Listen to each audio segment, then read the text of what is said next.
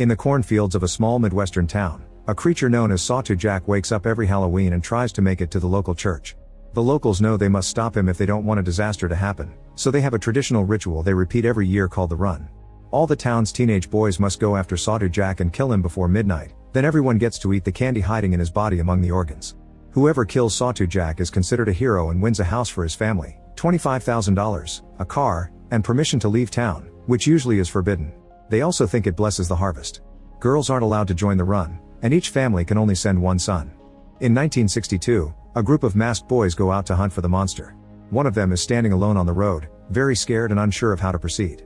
Suddenly Sawtooth Jack appears behind him and the boy screams as he gets killed. Moments later, the boys find the burning body of their friend and see Sawtooth Jack standing in the middle of the cornfield.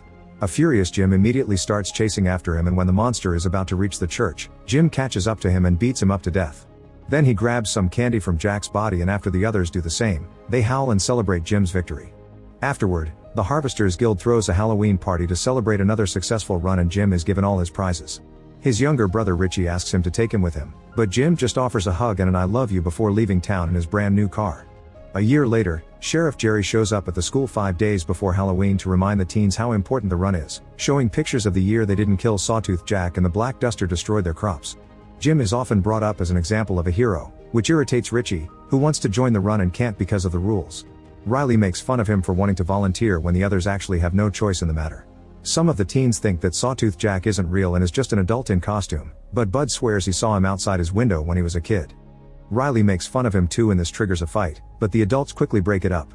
After class is over, Riley tries to follow Richie down the street to finish the fight, so Richie hides inside a movie theater. There he meets Kelly, who is new in town. They chat a bit and hit it off, but when Richie asks her to the Halloween dance, she explains she isn't allowed to go because she's black. Richie promises that he'll change that rule when he wins this year's run. Then he meets with his best friends Bud and Mitch, who heard some nasty rumors about Kelly, but Richie doesn't believe them. His friends also convince him that he's faster than his brother, so he should break the rules and join the run anyway. In the evening, Richie goes home and his parents Dan and Donna hand him a postcard from Jim, who they haven't seen since he won the run. Richie informs his parents that he'll join the run regardless of the rules, and an argument ensues during which Dan slaps his own son. This only makes Richie angrier, and he tells his parents they can't stop him. He runs to his room and escapes through the window to meet with Jim's ex and spend the night smoking. Meanwhile, in the cornfields, the farmer approaches an empty scarecrow stand and proceeds to carve a pumpkin. Then he climbs the stand, which isn't empty anymore. Now Sawtooth Jack is there wearing the pumpkin as a head. The next day, Riley finds Richie and starts beating him up before stealing his belt. This a beloved memory of Jim because the brothers used to wear matching belts, so a furious Richie tries to defend himself with a knife. However, Riley just beats him up again and leaves. Richie decides to go home and finds a letter from his brother in the mail. Jim apologizes for not contacting the family sooner and asks Richie not to join the run because their parents need him. Tired of being treated like a baby, Richie decides to steal a car and get out of town. However, as soon as he reaches the open road and crosses the bridge, Jerry blocks his way. Richie tries to run away, but he barely gets to leave the car when Jerry knocks him out. That night, all the parents lock up their kids in their room so they can't run and hide to avoid joining the run. The boys hit the doors and the walls in desperation and ask for food or a bathroom break, but their pleas are ignored. They must spend 3 days like that. It's a method to drive them crazy and make them hungry for the run. When Halloween night finally arrives, the farmer fills up Sawtooth Jack with candy and cuts his rope so he's ready to go. In town, all the teenage boys are finally released so they can take the streets and start the run. Richie wakes up in his bedroom and finds Dan telling him about a good job offer for his future, but Richie only wants the run. Both Dan and Donna try to stop him from leaving, but their pleas fall on deaf ears and Richie leaves the house. Meanwhile, Bud, Charlie, and Mitch take a truck to do the run with an advantage. Some boys accuse them of cheating, but Mitch quickly intimidates them until they go away. At that moment, Richie finally joins them, but before they can leave, the mean group comes back and starts damaging the truck. Once again, Mitch keeps them at bay and Richie distracts them with some food. Then the boys finally drive away. On their way out of town, they put on some masks and notice that the butcher is keeping hungry boys away by standing guard with a weapon in hand. Other boys also throw things at the truck for seeing it as cheating. When they reach the cornfields, most of the group is excited, but Bud is terrified because he still remembers the day he saw Sawtooth Jack outside his window. Unlike his friends, he doesn't want to do this. Suddenly, the truck hits something on the road and Mitch has to stop it to avoid crashing. The truck won't start, so they get out and take a look only to find the road empty. Then they notice there's candy near the cornfield and rush to start eating it, thinking the truck had hit Sawtooth Jack and they've already killed him. However, a noise makes them turn and they discover Sawtooth Jack is actually waiting in the middle of the field. The boys run towards him, but just in a matter of seconds, The monster kills Charlie and Bud. When Mitch tries to look for the bodies, he gets killed as well. Afterward, Sawtooth Jack stares at Richie and roars at him, causing the boy to start running away. He doesn't stop until he finds the empty stand and is shocked to find Kelly there, who is breaking the rules just like him.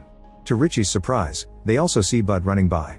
It turns out he had only been pretending to be dead to get out of this, and he rushes back to town. However, when he tries to enter his own house, his parents don't let him in and tell him to be a man because they need the money. While considering what to do, Bud is suddenly approached by Sawtooth Jack, so he starts running until he finds a shelter where some boys are hiding. They want to charge him actual cash to let him in, but Bud doesn't have any on him right now. The teens start arguing over whether they should open or not, but when they suddenly hear lots of yelling, a boy ignores the protests and opens the door anyway, only to find Sawtooth Jack killing Bud. On a window nearby, a little child screams as he sees Sawtooth Jack enter the shelter and kill all the teens, causing a shower of blood to come out of the door. Back to Richie and Kelly, they agree to work together, but they'll need better weapons. They return to town and sneak into Jerry's house to steal a gun and some beer. While they're there, Richie is shocked to see his dad looking scared and knocking desperately at Jerry's door, but he leaves when nobody answers. While Dan looks for Jerry in a neighbor's house, Richie and Kelly steal the police car as well. By the time Jerry comes out to yell at Dan, the kids are driving off and he only gets to shoot a window. Richie and Kelly hear a report on the car's radio about the monster being seen downtown, so they head there. On the main street, chaos has taken over as the teens break into stores to steal all the food they can find. The butcher tries to defend his business and even kills a few boys, but they overpower him and beat him to death before stealing his meat as well. Richie and Kelly are horrified by what they see, but before they can leave, they're found by Riley, who makes fun of Kelly for being a girl in the run and uses a slur to refer to her skin. Riley's gang buddy grabs Kelly, but Richie finally is angry enough to stand up for himself and beats both dudes down before threatening them with the gun. Kelly takes the chance to hit them with her club too, and before they leave, Richie takes back his belt. Meanwhile, the rest of the boys are starting to really lose it and even kill each other. Soon Sawtooth Jack finds a trio wandering alone and attacks again. Not far from there, Richie tells Kelly of the bad rumors he's heard about her and that he doesn't believe them, but Kelly confirms he did burn down an old guy's barn because he was a racist prick. Richie shares that he misses his brother and they haven't heard from him except for the occasional postcard, and Kelly confesses her parents are dead. Their conversation is interrupted when they hear another report on the radio. Apparently Sawtooth Jack was seen on Oak Street. The duo leaves in that direction without knowing the report is fake and Jerry is setting up a trap. Once they reach Oak Street, they find a statue covered with blood before Sawtooth Jack appears in front of them. Richie rushes to confront the monster, but he freezes when he notices Jack is wearing his brother's belt. Kelly cuts in to hit the creature with her club, but Sawtooth Jack hits her back and disappears while Richie checks on her. At that moment, a neighbor comes out and makes them leave by threatening to shoot. The duo makes it back to the car and are found by Jerry, who points his gun at Richie through the window. He insults Kelly's parents and reveals he killed them when they tried to leave the town. Furious, Kelly starts hitting him and causes him to shoot his gun. The shot ends up grazing the side of her head.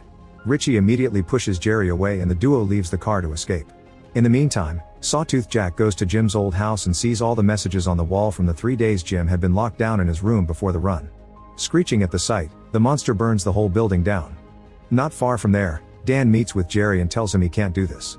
However, Jerry yells at him, explaining that the year they didn't do the ritual, he lost a beloved relative, so this town needs to be brave and do what it needs to be done. Dan cries but can't fight against a cop. Moments later, they arrive at Richie's home, where Donna is clearly spaced out because she took too much medicine. Richie starts asking questions about the previous winners, and they all have a similar future. They either went far away and haven't contacted their families, or they died in accidents. Getting suspicious, Richie guesses that Donna wrote the postcards and the letter, not Jim. He begs his mother for the truth, but Donna says this has to end and self-deletes instead. Her words confirm Richie's suspicions. The winners aren't living a great life somewhere fancy, they're sacrificed so that Sawtooth Jack can return in their bodies the following year. Kelly wants to leave town but Richie refuses, saying he must put an end to this. Downtown, the locals panic over the huge fire at Jim's old house. Jerry is approached by Riley, who tells him he saw Sawtooth Jack nearby, so Jerry pulls him into the car and gives him his gun with the hope of making him this year's winner. Richie and Kelly go to the church to wait for Sawtooth Jack and are surprised to find Dan inside. An argument ensues as Richie calls his father a monster, but Dan swears no parent knows anything until their son wins. Then they're sworn to secrecy by the Jerry and Harvesters Guild, who would kill them if they tried to leave or told anyone. Dan wants Richie to leave and let him do the fighting, but he has a breakdown when he hears his wife is dead. At that moment, the church's bell starts ringing and Sawtooth Jack appears outside. Richie rushes to receive him and calls him Jim, showing he means no harm. Unfortunately, Riley arrives and shoots the monster, so Kelly runs to hit him while Richie cradles Jack in his arms. Jerry cuts in as well and makes Riley try again, but after a second shot, Richie keeps Riley at bay by threatening him with his own gun. To Richie's shock, Sawtooth Jack grabs his hand and turns it around as a plea to end his suffering. Wanting this to end too, Richie apologizes to his brother and pulls the trigger. The boys rush to grab the candy and Jerry congratulates him for his success, but Richie only feels numb. Later during the party, Richie continues to be in a bad mood and ignores all the glee around him. However, when he sees Kelly arrive, he dances with her and kisses her, not caring about all the bigots judging them for being an interracial couple. Kelly secretly gives him a gun and they agree to run away together later. After the party, Richie leaves in his brand new car and ignores Jim's ex when she asks him to take her with him. While Richie drives away, Dan approaches Jerry to try to shoot him for revenge, but Jerry knocks him down. Moments later, Richie picks Kelly up and they start driving out of town. Soon Jerry appears in the police car and starts chasing them, so Richie tries to speed up. However, he almost crashes into another vehicle on the road and has to stop the car. Richie makes Kelly hide, then he gets out of the car, only for Jerry to make him walk into the cornfields at gunpoint. When they make it to the empty stand, Richie suddenly turns around and shoots Jerry twice to kill him. Unfortunately, this isn't over yet. The farmer shows up and hits Richie on the head to make him fall on the grave he's already dug. Richie takes out his knife and asks for mercy, but the farmer breaks his hand and then starts burying him alive. After he's finished, the farmer leaves, revealing he had been in the vehicle that blocked Richie's car. Once she's sure she's alone, Kelly finally comes out of hiding and is found by Dan, who tells her to take the chance to leave town. Crying her heart out, Kelly escapes without any more interruptions. A year later, the farmer digs out Richie's body and gets the pumpkin ready, which slowly becomes the boys' new Sawtooth Jack head. On Halloween night, Dan shows up and frees the monster, still calling him Richie. When the farmer shows up, Dan kills him, then tells his monstrous son to burn the whole town down. Make sure to subscribe and turn on notifications so you can watch more videos like this. Thanks for watching.